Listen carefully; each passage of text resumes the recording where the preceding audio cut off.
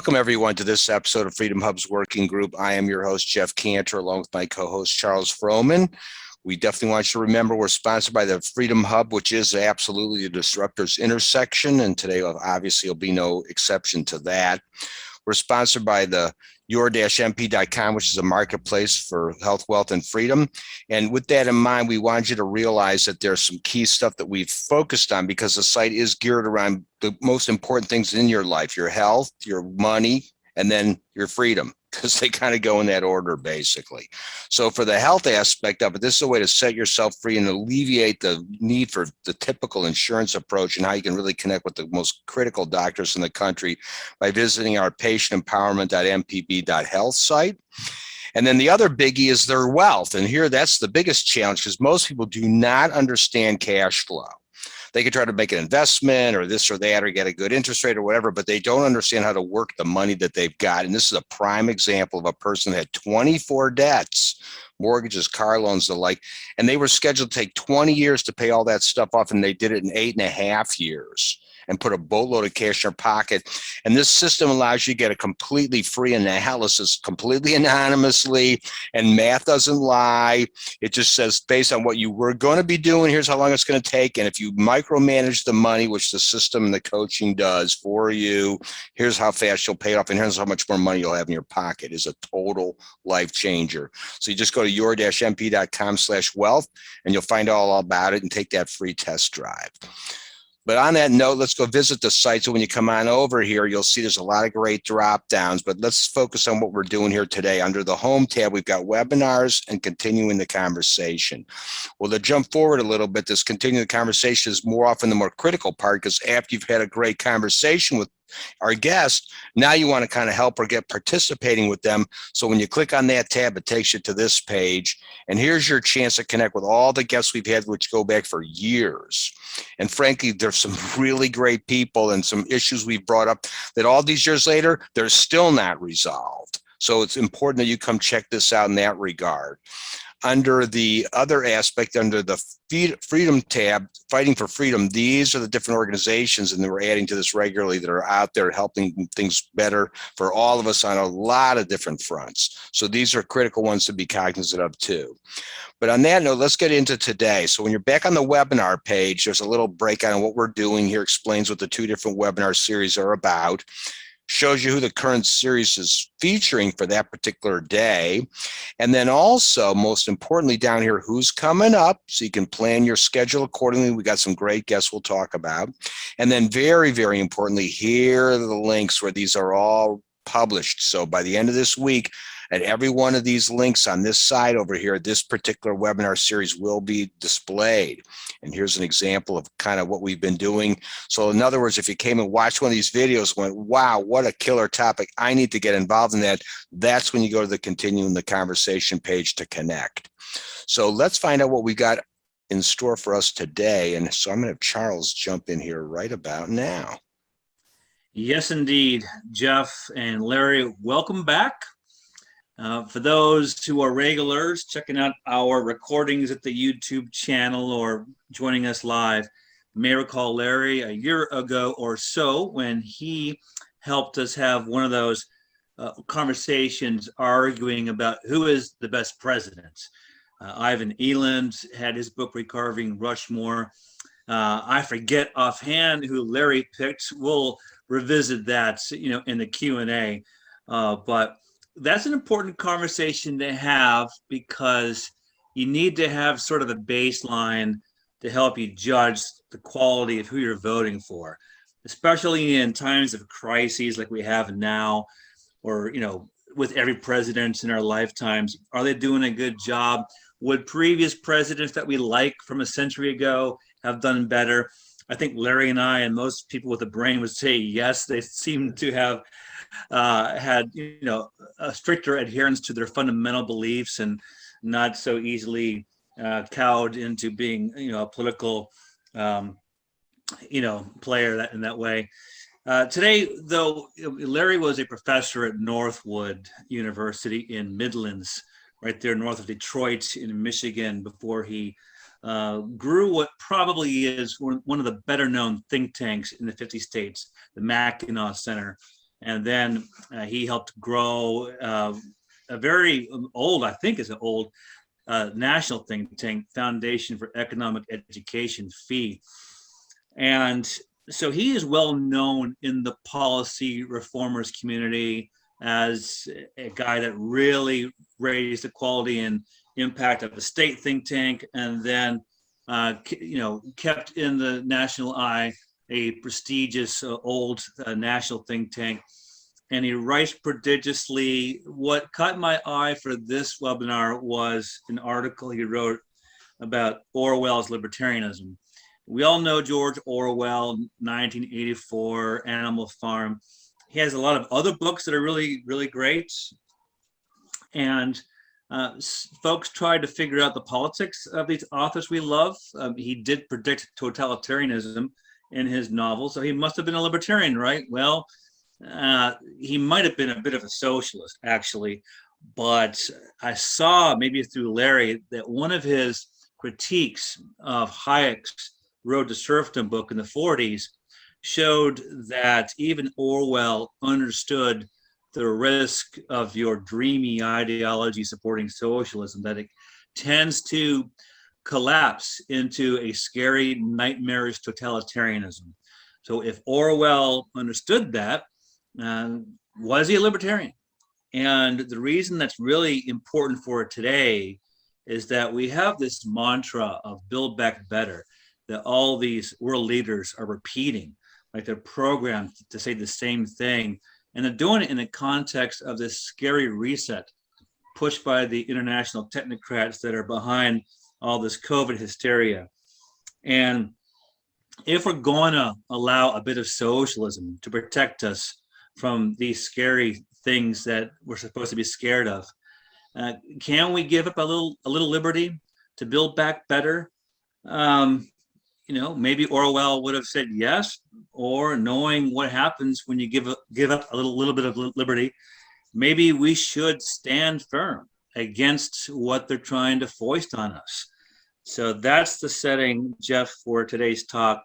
And then we'll have Q&A and let the conversation go wherever folks want. It's a scary time. Orwell is very relevant for this time. And let's have a nice, wide-ranging political conversation. Very, very good. Well, Lawrence, on that note, I'm going to give you control of the conversation. Okay. Thank you, Jeff. Thank you, Charles. Thanks to the Freedom Hub Working Group for having me again. I appreciate it very much, and hope that I can say enough in the opening few minutes here to generate lively discussion for the balance of our time. George Orwell is a fascinating figure, and by any estimation, he was one of the great writers from England in the 20th century. Some regard him as one of the maybe dozen greatest English writers of at least the last century. He's an intriguing figure politically too. He never called himself a libertarian. And in fact, to his dying day, he called himself a democratic socialist.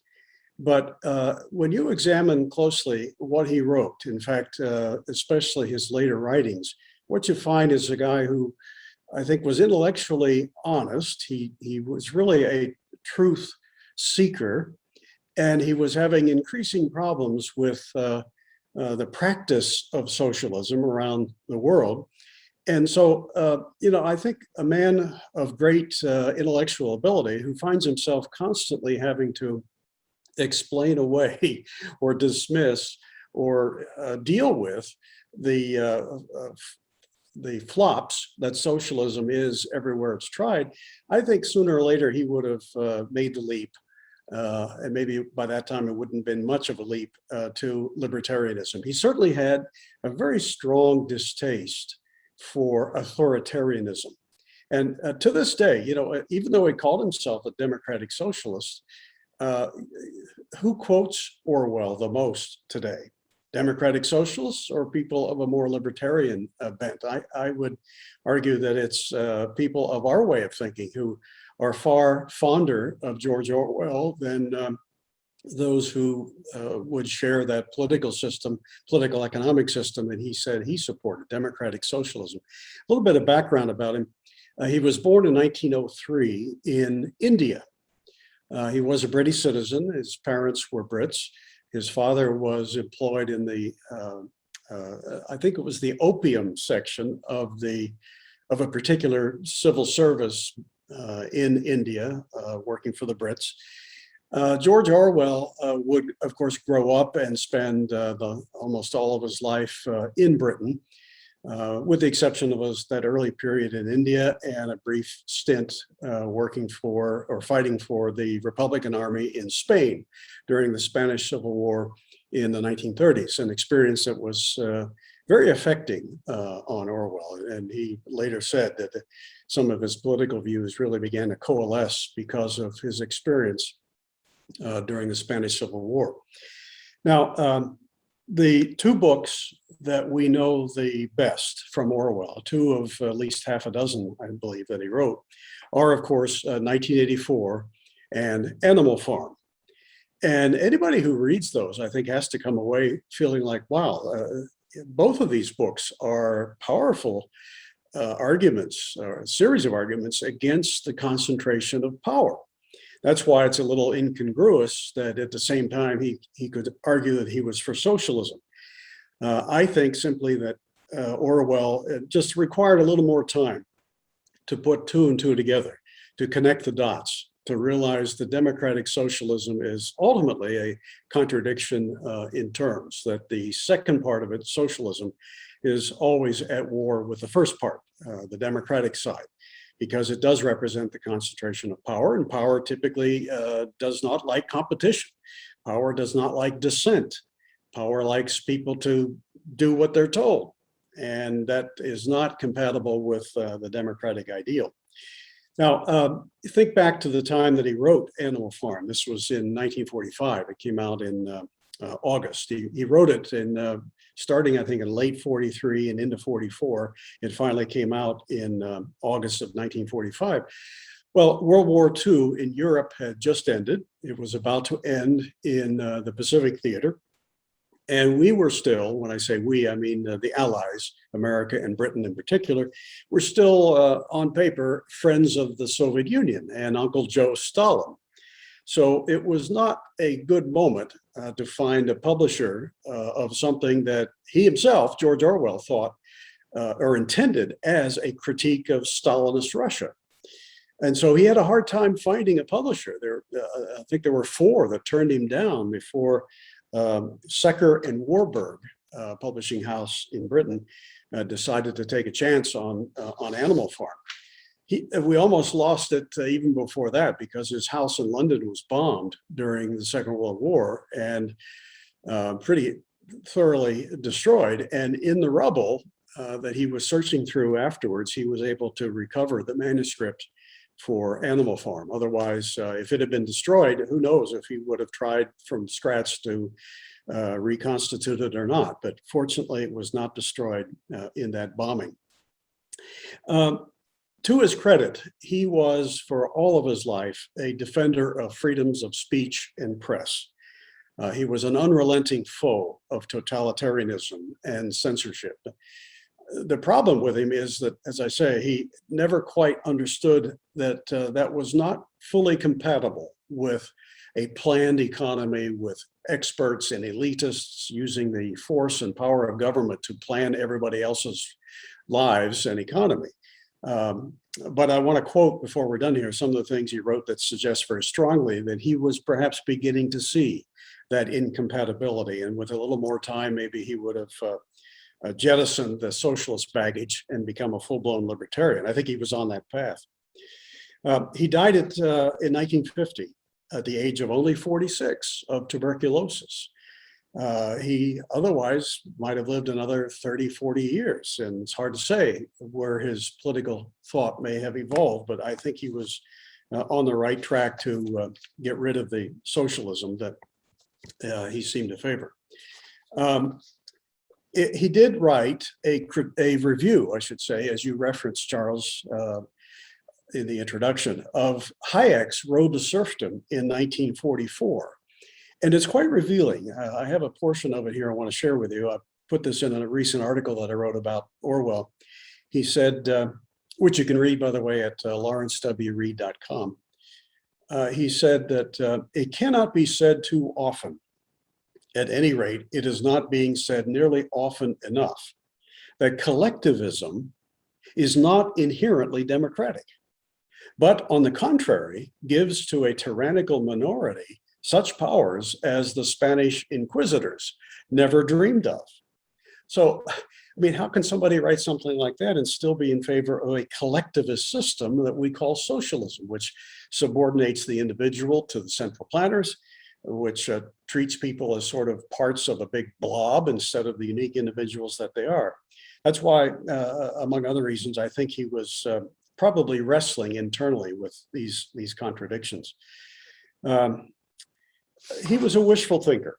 He saw some attraction to socialism. He thought that, well, socialism will help take care of needy people. And so I think he was of the best of intentions, but just a very inchoate thinker in putting all this together and understanding economics and where socialism sooner or later leads. But he possessed integrity. I think he was an honest man of integrity, a truth seeker who likely would have come to the more sensible conclusions with a little bit of time. Let me share with you some great quotes from him that I have cherry picked, but I've cherry picked them because they, I think, very strongly support my argument that I think he was on the path to libertarianism. Now, you'll find a few other things that certainly wouldn't be sympathetic with this, but they're few and far between. The most eloquent of the things that George Orwell said are the things that those of us who believe in liberty readily embrace. And so as you listen to some of these quotes, think this, or ask yourself this: could a man who wrote this really be of a totalitarian mindset, or could he even embrace the idea that central planners with political power can reshape and improve society according to a socialist vision? I'll let you judge for yourself, but listen to some of these things. He said, the most effective way to destroy people is to deny and obliterate their own understanding of their history.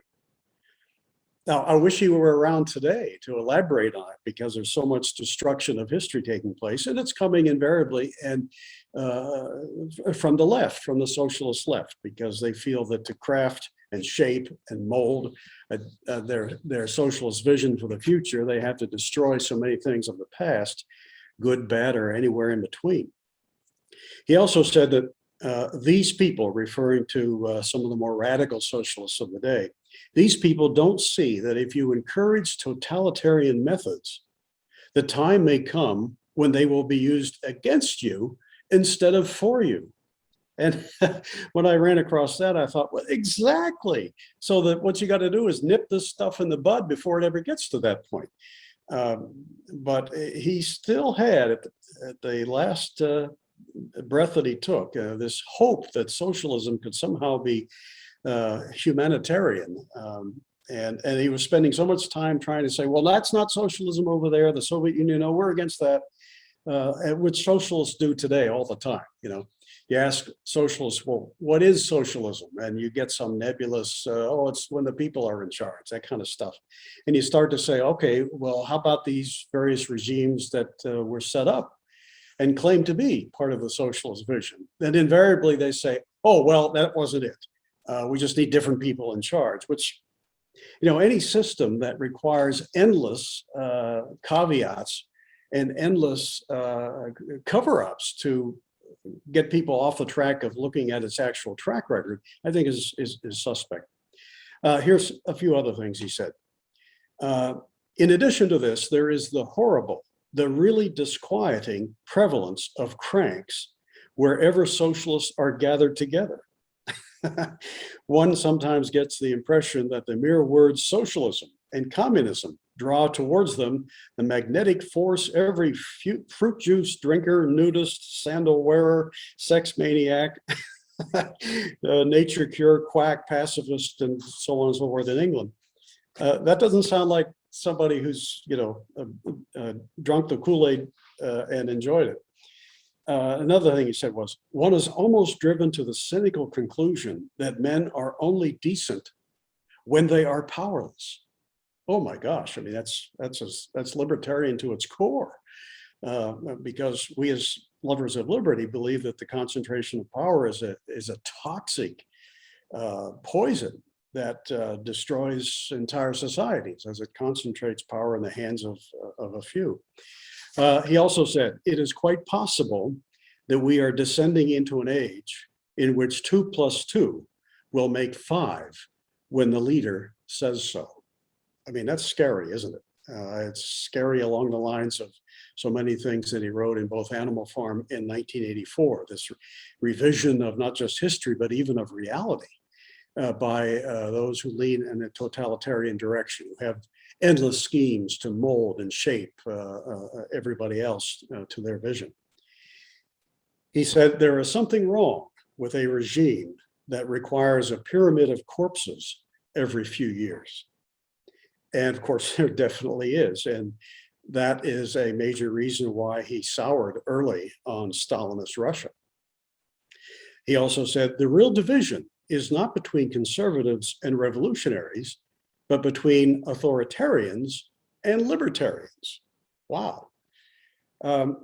He wrote, if liberty means anything at all, it means the right to tell people what they do not want to hear. Again, the defense of freedoms of speech and press and assembly coming through in what Orwell wrote.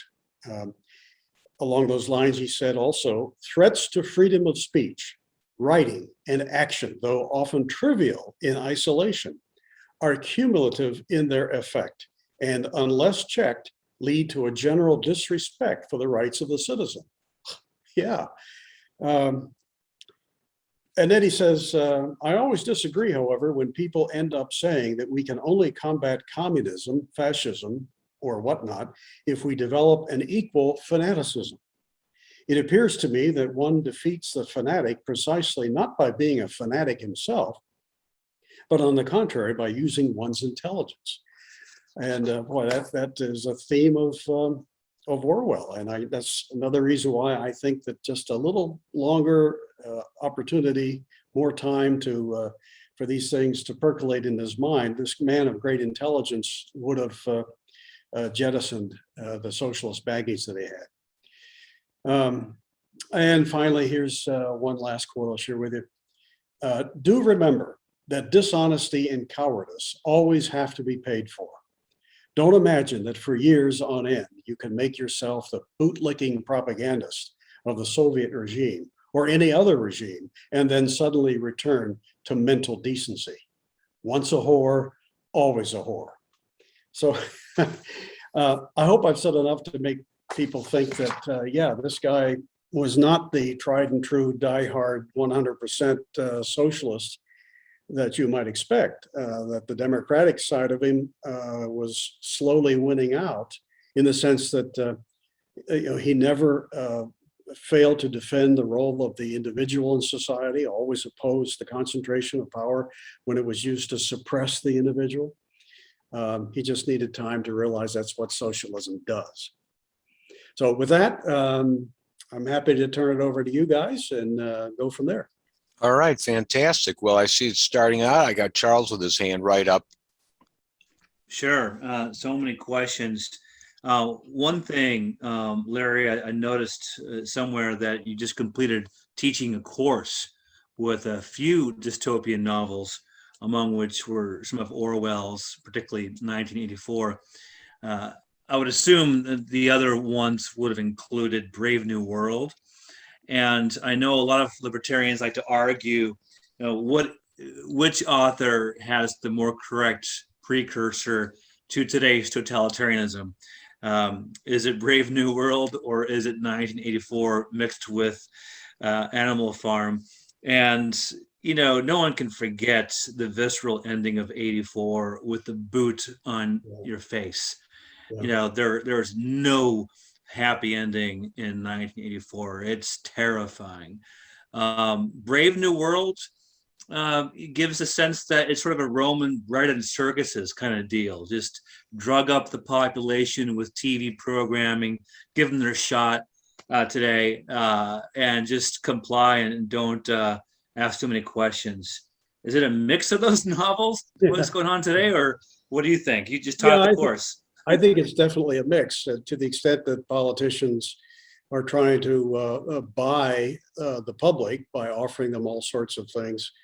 They are kind of drugging society. But in the end, the more you concentrate power, the more people are in a position, either because you've drugged them or bought them or just tyrannized over them, the more they're in the position of having to listen to you, the less likely you are to give them any freedom at all. And the moment there's some other urgent need to spend somewhere else, you'll give up giving the goodies away and do that. So I think even a so-called benevolent welfare state that seems to care for its subjects is to be concerned about, because he who pays the piper calls the tune sooner or later. And the concentration of power, even when it sets out to do laudable things that people say, oh, I'm for that, help the poor and so forth. That's just that's the velvet glove that hides the iron fist. And sooner or later, unless society moves in another direction and gets rid of those people who think in a totalitarian way, gets them out of their way, then the iron fist will take over. One of the challenges for sure is the fact that these bureaucracies tend to grow. So it's like benign almost how they message like that. Because if anything, they need to co-opt my neighbor. Oh, now I got another buddy who's on the payroll. And the next thing you know, everybody's sort of on the payroll, either getting money from the government or being paid by the government to work for them. So how do you break that part of the cycle?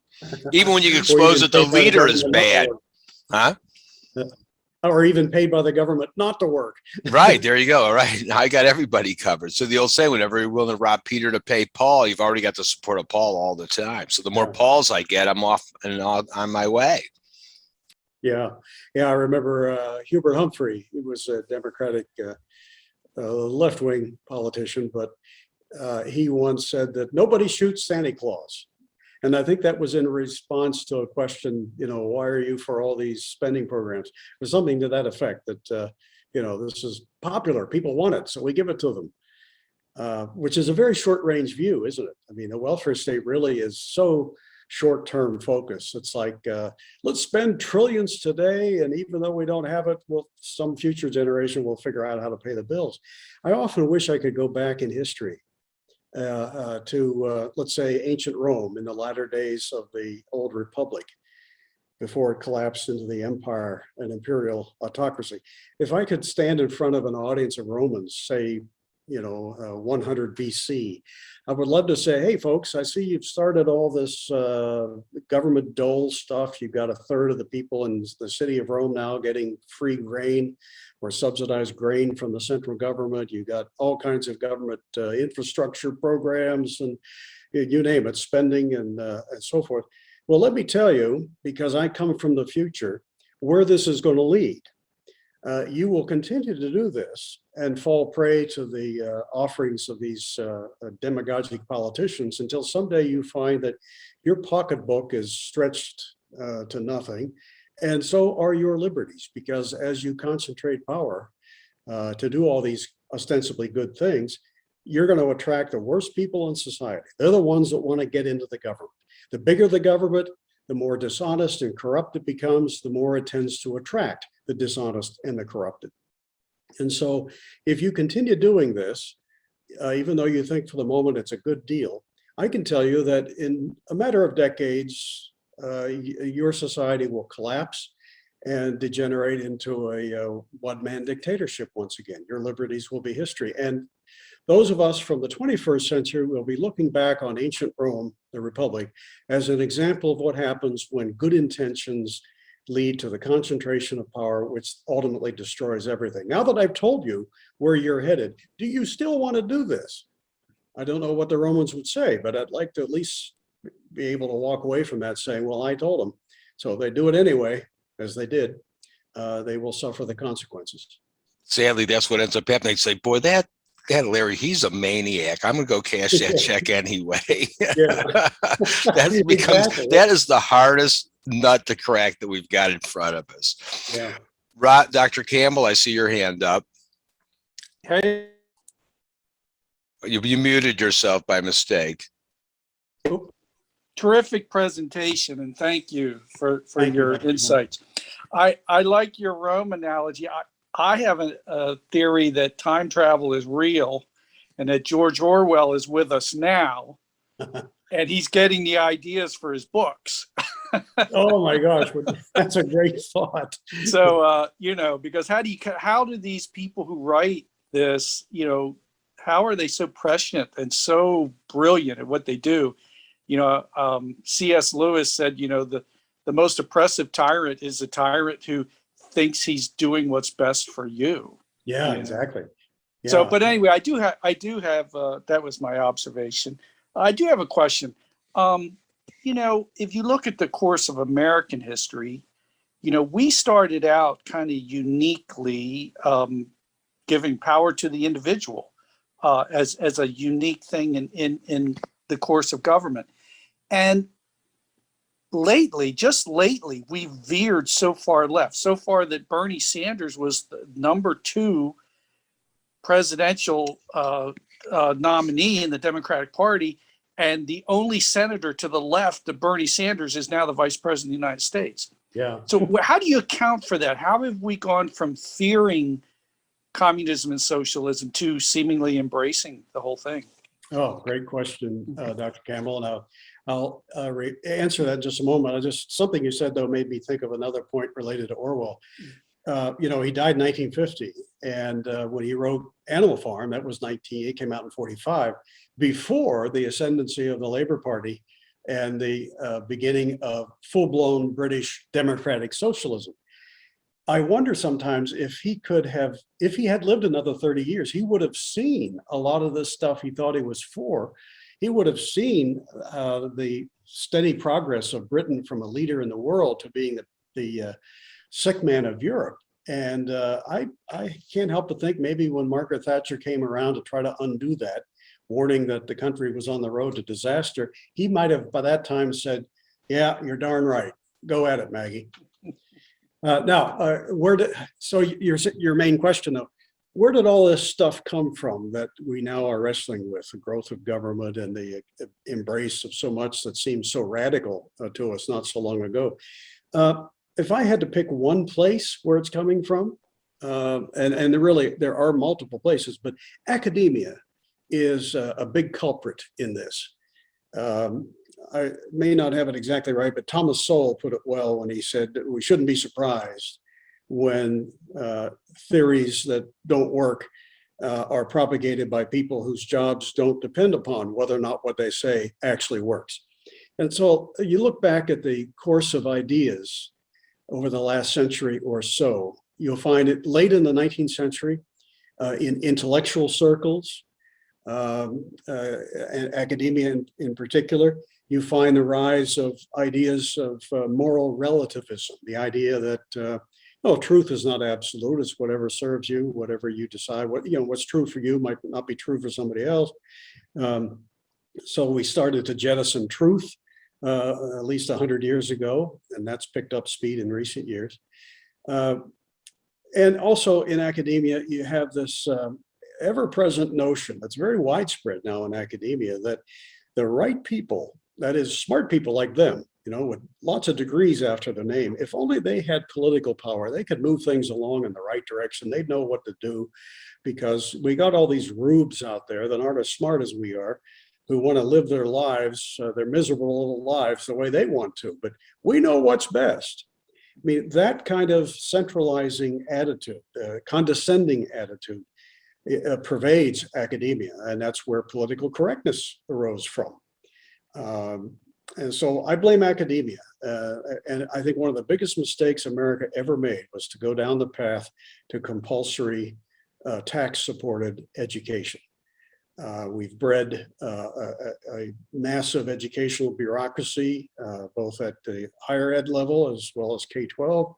and they're interested in their own personal agendas so often. And hey, they're bought and paid for by the government. They're advocates for more government, and guess who employs them? Government. So surprise, surprise.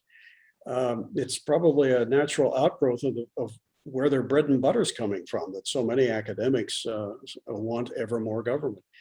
But still, even though those ideas are coming from academia largely, that doesn't explain, well, why do so many parents and non-academics embrace them?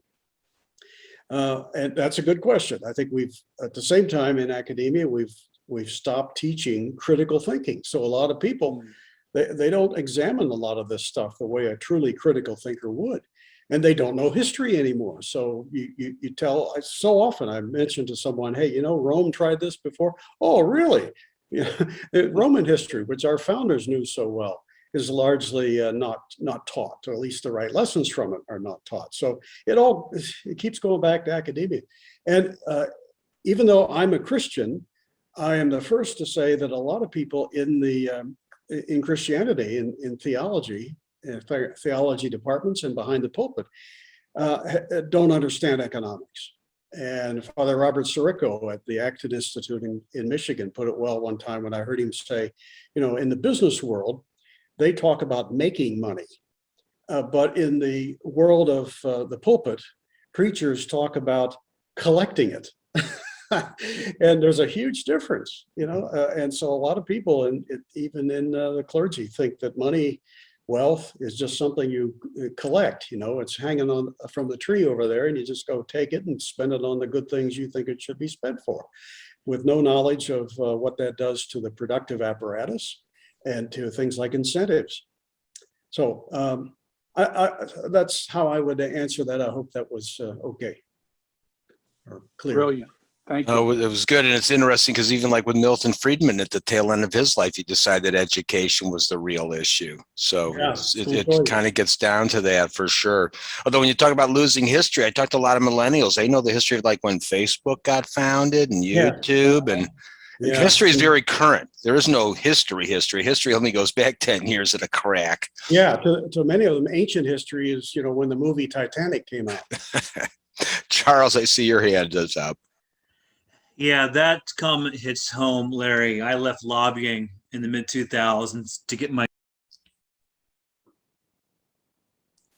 Oh, you went mute. Oh, sorry. I think that was partially my fault. Oh, okay. Charles, unmute yourself. Sorry, I clicked the wrong button. Sorry. Yeah, I said your comment on education being the cause of our socialism hit home, because in the mid-2000s, I left lobbying. You know, I was at the Cato Institute and trade associations, Capitol Hill, to go teach. And I got my master's to teach high school history. And I taught in DC's inner city for a few years. And in the grad school program, I had become a libertarian, you know, learning issues, handling issues for a congressman. And none of my fellow students had a clue on history. When you get that libertarian versus power context, it really makes it easy to interrogate history and see the corruption, you know, all that. It makes it easy. It's just the way it is. And so, question for you: Animal Farm, dogs, pigs, sheep. You know, Pink Floyd made a great album about it in the mid-70s, and the lyrics are accurate. They are very Orwellian. Over the past year, our mutual friend Jeff Tucker, formerly at FEE and now doing his own thing, became one of the few libertarians who was decent on the COVID hysteria. A lot of libertarians just fell into the mainly Democrats' worship of science. And they believe that CDC and FDA were exempt from regulatory capture. It was an awful thing to witness for a lot of us libertarians into health freedom, especially Jeff and me, who are disrupting the system commercially, along with Dr. Campbell, creating cash patients and fixing the market that way. The dogs in Animal Farm, the corporate dogs, are being solicited to run the COVID tyranny for Biden through their mandates, through threatening people with loss of income. Milton Friedman didn't want that. He said, we're not pro-business, we're pro-market. You've seen the Jeffrey Tuckers. They've been somewhat alone over the past year. Larry, what do you think about that? A lot of our Beltwaytarian friends have not been good Excuse me. on the COVID hysteria. They've been pretty bad. What has been your experience with that? With a lot of scholars just kind of getting behind the dogs of war, the dogs of COVID enforcement, the corporate chills, special interests. Well, first, let me assure you, I don't have COVID, but in spite of that cough. Well, yeah, this is sad. Liberty is not something that you put aside, excuse me, when it seems to be convenient for some purpose. And every time that something like that has happened, the government never gives back fully what they've taken in the process of addressing some emergency. So there have been some that I would have thought of being more solidly committed, principled libertarian who've been a little too silent. We haven't at FEE.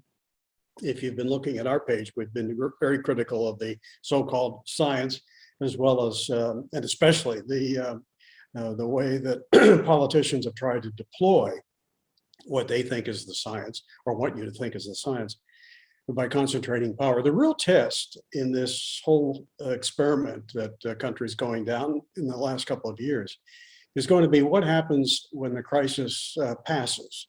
That is to say, when the virus is essentially defeated or largely defeated.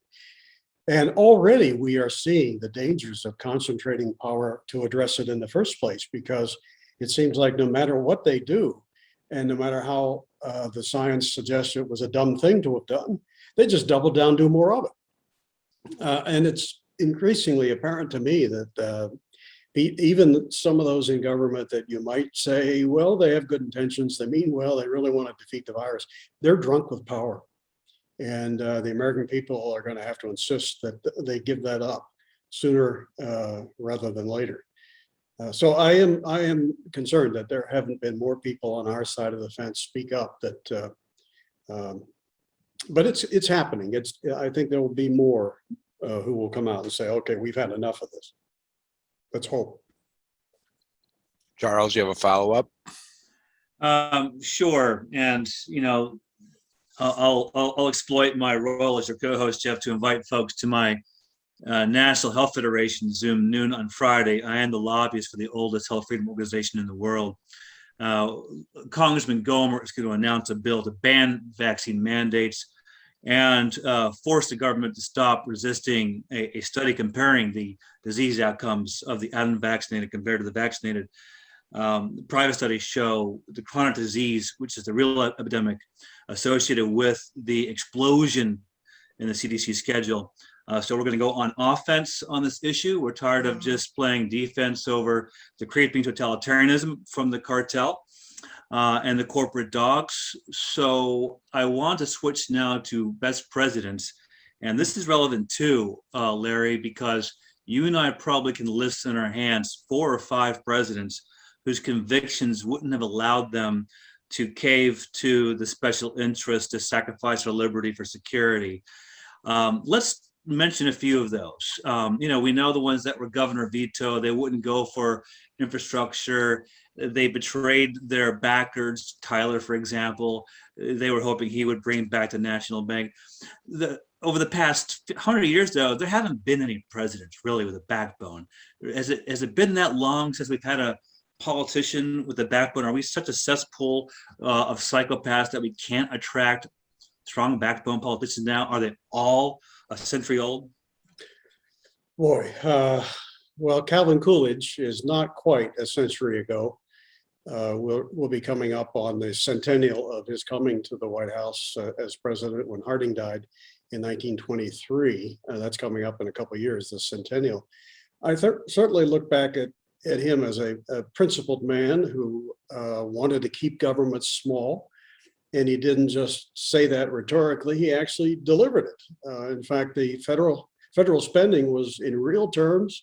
I think even in nominal terms, to some degree, it was lower when he left office than when he entered. That's the last time that's happened. in American history. National debt was cut by at least a third during his time. Top tax rates fell from in the 70s down to low 20s during his time in Washington. So, yeah, he was a really good one. And right before him, with a few bad ones in between, was Grover Cleveland, who was a Democrat. He was president twice in the 1880s and 1890s. And he vetoed more bills than all the previous 21 presidents combined. He was for hard money, balanced budgets, low taxes, free trade. He believed in personal integrity. He was a good man and one of our best presidents. You mentioned Tyler back in the 1840s. There are so many political pressures when one assumes that office that you really start to tell by how one deals with those pressures whether a person really has character. Tyler had character.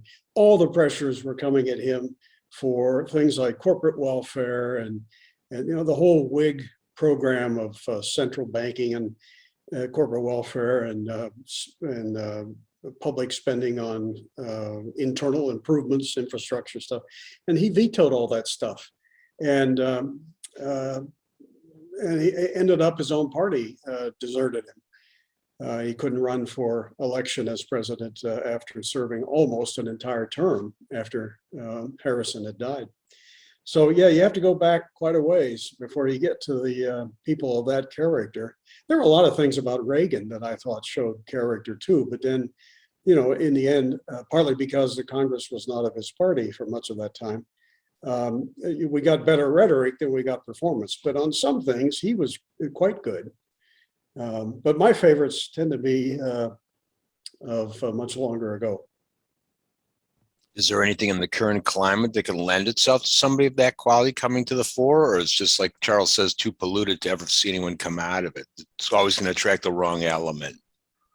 Well, certainly one of the best arguments against big government is this issue that the bigger it gets, the more corrupt and unappealing it is to people of good character. So you end up getting the worst of both worlds. You get bad people running big government. But there are also times in history where you get an extraordinary, and in almost every case, unpredictable combination or constellation, you might say, of the three big things that make for change in the world. One is personalities. Sometimes by sheer force of personality, a figure comes on the scene for good or for ill, who can make a huge difference. Another part of that constellation are ideas. You saw this in the breakup of the old Soviet Union. Beneath the surface, ideas of a free economy were percolating to a far greater extent than even the Western world understood at the time. And then the third thing is events. Sometimes events take place. It could be a disaster, it could be you name it, events of one kind or another that make people receptive to those new ideas promoted by new personalities.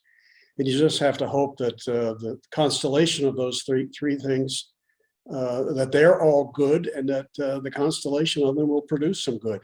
So I keep thinking, okay, we're working, those of us who believe in liberty, we're working hard on the idea front, planting those seeds. You never know when they'll sprout. We don't know what future events may come about. Could be bad times before there are good ones. Sometimes the bad ones are what you need to teach people. And then in terms of the personalities, you just never know.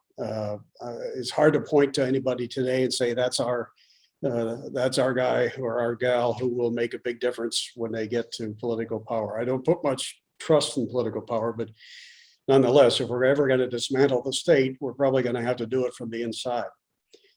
So I just hope and pray that we'll see at some point soon the right combination or constellation of those three things: personalities, ideas, and events, and that cause people to say, wow, hey, let's go for liberty. We tried everything else and it flopped. Seems like what you're saying is that life is basically just Vegas. We just keep hoping 7 comes up once in a while to save us. So well, there you go. But you can load the dice a little bit. That's it. That's our job. It's Vegas most of the time, unless we could just jigger it just a little bit. Charles, I see you got a good question for us. wrapping up, and anyone else that wants to blurt out a question, just unmute yourself. We got some great people on this call, and so Fee, let's talk about Fee. What are your fellow colleagues there planning? You're right. I do recall some good articles from Fee people over the past year, raising some questions that the authorities are trying to censor. This really is such a dark time. I was just on a LinkedIn interview yesterday, and people that are not political are even saying, there's darkness. And those of us who, and I consider you one of these, Larry. You have a pretty bright personality, my impression. Tell us what Fee is doing to work this, to help us get out of the darkness. Yeah, remember, first of all, as dark as it may seem, can you imagine living in, say, 1942? You'd look around the world at that time and say, oh my gosh, the free countries have all adopted all kinds of economic controls at home, and fascism, communism, both seem to be on the rise, although they were fighting each other at the time. But it looked as though you could make a strong case in 1942 that the future was very much either fascist or communist or some kind of authoritarian, totalitarian government. And after the war, a lot of people thought, wow, we really went for big government big time, and it helped us win the war. So maybe we ought to use the same tactics on ourselves at home. So that was a dark time, and we somewhat recovered. But we're always up against this challenge to live up to the highest standards of personal character, which are indispensable to a free society. It really comes down to character. I know I harp on this a lot, but when people ask me, as they do all the time, what do you think the biggest issue in the country is? They expect me to say opioids, or maybe 2 weeks ago, what was that, Afghanistan, or they say national debt or spending.